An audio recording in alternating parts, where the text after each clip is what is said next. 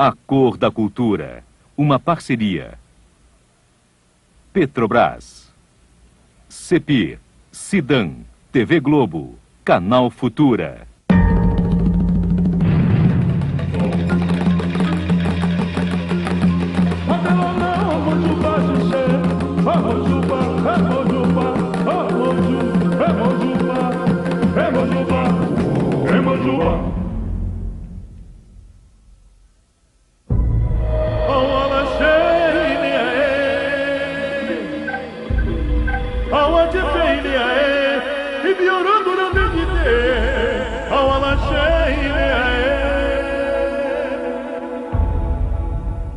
De onde viemos?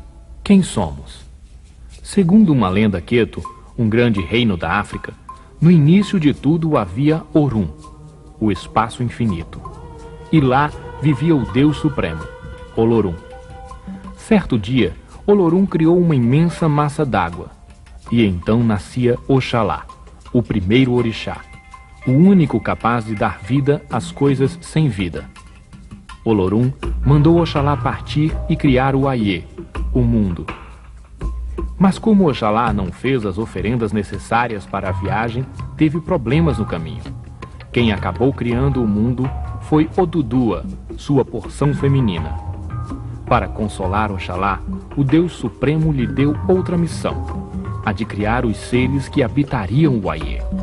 Assim, Oxalá usou a água branca e a lama marrom para criar peixes azuis, árvores verdes e homens de todas as cores. E foram os homens que mais tarde criariam formas de adorar e representar deuses como Oxalá, Odudua, Olorum e tantos outros. Estas religiões têm origens africanas, mas se formaram do outro lado do Atlântico, no Brasil.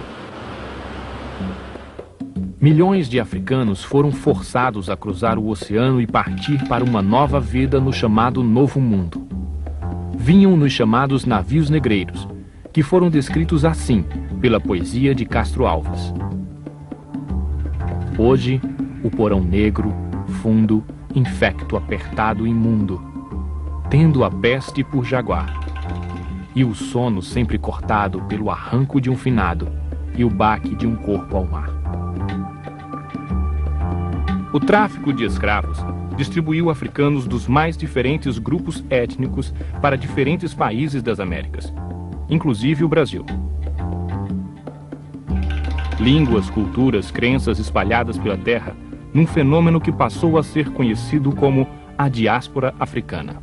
O conceito de diáspora, ele tenta cobrir a experiência de todos os descendentes de africano fora da África de uma maneira globalizada. Então, quando nós falamos de diáspora, nós estamos tentando aproximar as experiências que esses descendentes de africanos desenvolveram a partir das inúmeras áreas onde eles foram alocados.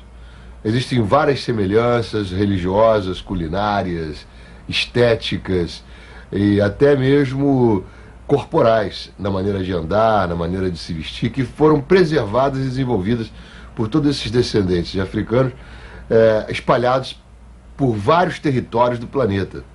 Então, quando nós nos referimos à ideia de diáspora, estamos tentando experimentar uma visão globalizada dessa experiência, tentando experimentar uma visão que entrelace todas essas diferenças em territórios também diferenciados, mas preservando uma característica comum, que é a tentativa de trazer para aquela experiência onde esses africanos foram colocados aquilo que de mais importante existia no seu cotidiano na África.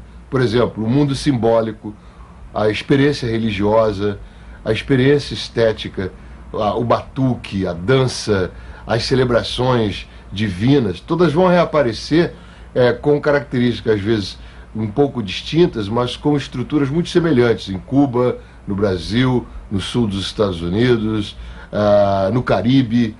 De uma maneira geral, elas preservam aquilo que nós chamamos de estruturas básicas da experiência africana fora da África. Os Angola e Congo chegaram primeiro aqui.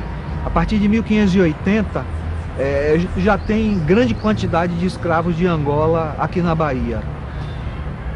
Os escravos de Angola foram escravizados juntos com os índios, nos colégios e nas fazendas dos jesuítas e de certos senhores de engenho.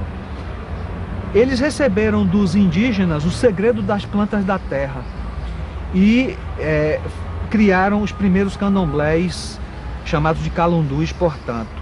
Então houve uma primeira tradição na história do candomblé brasileiro que foi criada pelos congos e pelos angolas, misturados com os indígenas, portanto. A segunda leva de escravos africanos que vem são os jejes.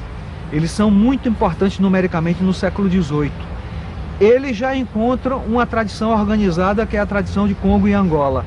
Herdam várias coisas, mas trazem muitos recursos importantes, trazem muita coisa também das tradições daquela área jeje e criam uma segunda tradição aqui. E você tem um terceiro momento, que é o dos nagôs e iorubás, que são os últimos a chegar, que chegam com tradições poderosíssimas também, que trazem muitas novidades, mas que absorvem também essa terminologia, essa organização espacial.